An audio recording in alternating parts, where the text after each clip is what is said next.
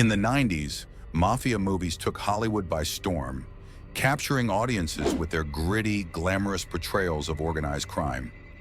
This era saw the rise of iconic films like Goodfellas, with Ray Liotta, Robert De Niro, and Joe Pesci delivering unforgettable performances, and The Godfather Part 3, featuring Al Pacino's return as Michael Corleone. These films intricately depict the lifestyles and businesses of the mafia, immersing viewers in the underworld of organized crime.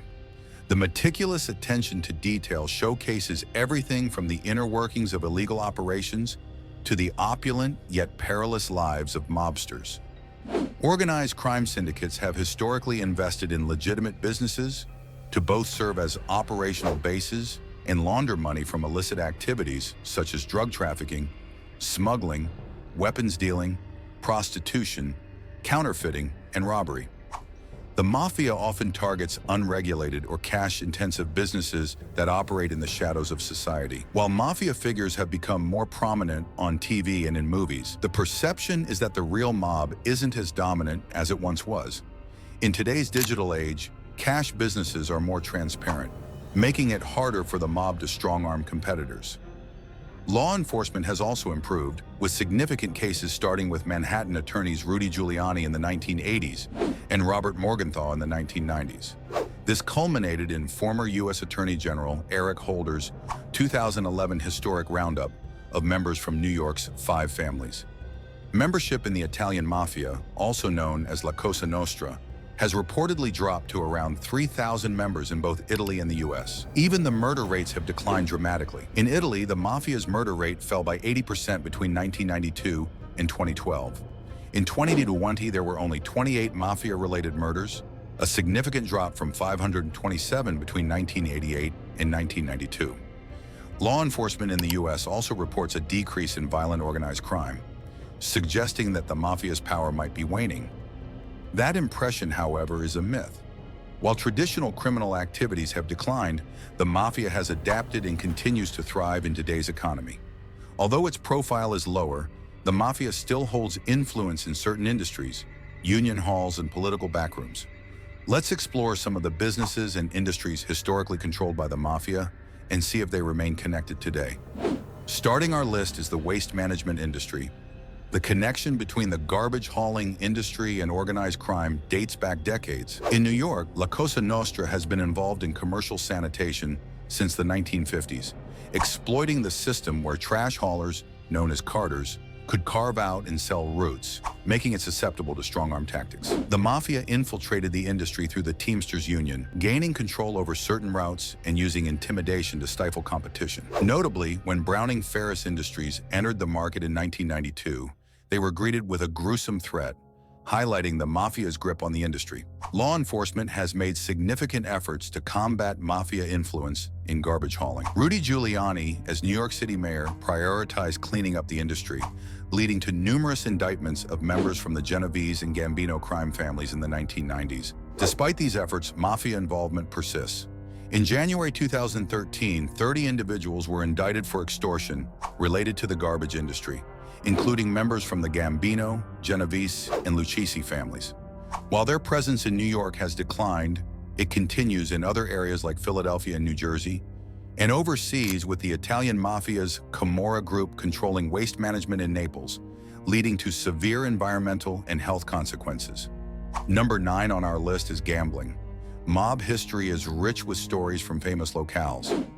In 1929, under the guise of Meyer Lansky's honeymoon, organized crime figures met in Atlantic City to discuss profiting from the end of Prohibition by investing in casinos and nightclubs. Lansky, along with Bugsy Siegel, saw Las Vegas as a potential gambling haven. This vision linked the mafia and casinos, leveraging their muscle to ensure the house always won. The mob's influence helped transform Las Vegas into a multi-billion-dollar tourist hotspot. However, today's tourists rarely see signs of the mafia due to the efforts of Nevada's Gaming Commission and the rise of corporate casino ownership. Despite these changes, the mafia has adapted by moving its operations online. Modern mobsters are more often busted for illegal online sports gambling. For instance, in 2008, The Gambino family was charged with running illegal gambling operations, and in 2014, the Genovese family faced similar charges. In Europe, there are concerns about the Mafia laundering money through online gambling sites, especially those based in Germany and Italy, where regulations are more lax. The COVID-19 pandemic saw a surge in online gambling in Italy, prompting investigations into Mafia-related schemes. At number 8, we have the construction industry. Much like their strategy in waste management, the Mafia infiltrated the construction industry through unions. Mafia-run construction companies often win contracts by including union rates in their bids, but then pay workers far less. Inside the unions, Mafia associates secure top jobs, shake down legitimate crews, and sell positions to the highest bidders, often resorting to threats of violence. They also own companies providing materials like steel and cement, inflating construction costs. The Mafia's influence on New York's real estate booms has been significant. In 1986, Giuliani prosecuted leaders of all 5 Mafia families for controlling concrete labor unions and demanding kickbacks. In 1990, these families faced federal charges for fixing bids on a $150 million New York City Housing Authority project. Despite legal efforts, Mafia-linked subcontractors still operate, contributing to projects like Manhattan's Freedom Tower. As recently as 2021, alleged Gambino family members pled guilty to a construction bribery scheme involving luxury condos and other projects. Coming in at number 7 is the bar and nightclub business. As early as the 1930s, the Mafia were connected to the establishment's bar and nightclubs for people to meet and socialize. The Mafia, particularly the Genovese family, had a good hold on bars in New York City, including the infamous Stonewall Inn, which became the site of the 1969 Stonewall riots. However, the mob's motives were far from noble. They exploited customers, offering overpriced and watered-down drinks in unsanitary conditions. Mafia even paid off the police to avoid raids while extorting patrons. Bar and nightclubs are prime spots for money laundering and other illicit activities. Mafia families have historically owned or extorted many nightclubs, using them as fronts for various criminal enterprises. In the 6th spot is the loan agreements and cash exchanges, also known as loan sharking businesses. With exorbitant interest rates and brutal enforcement methods, Mafia loan sharks provide quick cash to desperate individuals who often end up deeply in debt and at the mercy of their lenders. During Italy's coronavirus lockdown, the Mafia saw an opportunity to exploit vulnerable families. With many people facing financial hardship, Mafia loan sharks targeted those in desperate need of money, offering high-interest loans. These predatory practices ensnared families in a cycle of debt, furthering the Mafia's influence and control. Law enforcement and anti-Mafia organizations warned about the surge in Mafia activity, emphasizing the need for vigilance and support for struggling families. The pandemic has highlighted the persistent threat of organized crime, adapting to exploit crises for their gain. Restaurants and pizzerias take the 5th spot. Anyone who's dined at iconic mob hangouts like Rao's in the Bronx or Umberto's Clam House in New York City knows the Mafia's connection to some of the best restaurants. Even lesser-known spots like Portucale Restaurant and Bar in Newark, New Jersey, allegedly once a base for laundering over $400 million by the Genovese family, serve up delicious meals. The Mafia's culinary ties run deep.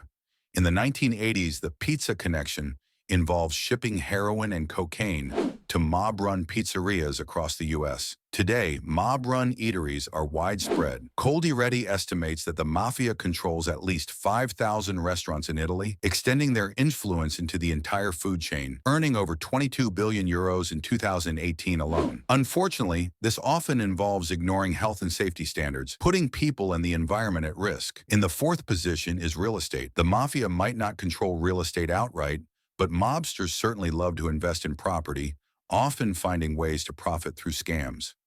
During the 2008 housing bubble, Dominic DeVito of the Genovese family orchestrated fraudulent deals in Westchester County, buying homes, lying for mortgages, and using properties for more loans, which ultimately went into foreclosure after they cashed in on insurance claims. Even during the housing crash, the Genovese crew continued flipping foreclosed properties for profit. Relaxed lending practices before the bust also inadvertently boosted the loan sharking business, with people using home equity loans to pay off Mafia debts. In Canada, the Charbonneau Commission revealed that the Mafia profited from real estate by acting as consultants and arbiters. A 2015 study noted real estate's appeal to the Mafia due to its versatility for illegal activities, lack of regulation, speculation, rental income potential, and social prestige. The Mafia's involvement in real estate highlights their adaptability in exploiting profitable opportunities. The music industry comes in at number 3. Anyone familiar with Jersey Boys knows about the Mafia's influence in the recording industry, particularly through figures like Gyp DeCarlo and his ties to Frankie Valli and the Four Seasons. Years earlier, mobster Willie Moretti played a crucial role in launching Frank Sinatra's career, famously intimidating bandleader Tommy Dorsey to release Sinatra from his contract. This connection is even depicted in The Godfather. The Mafia's control extended to artist management, concert venues, and eventually record labels and stores. Morris Levy, dubbed the Godfather of rock and roll, founded the Birdland Jazz Club and the Strawberry Record Store chain. In the 1980s, organized crime figures bought record-pressing plants, flooding the market with pirated copies. Today, the industry's shift to digital has reduced cash transactions, limiting the Mafia's influence, though their historical impact remains significant. Number 2 is the docks and shipping container business.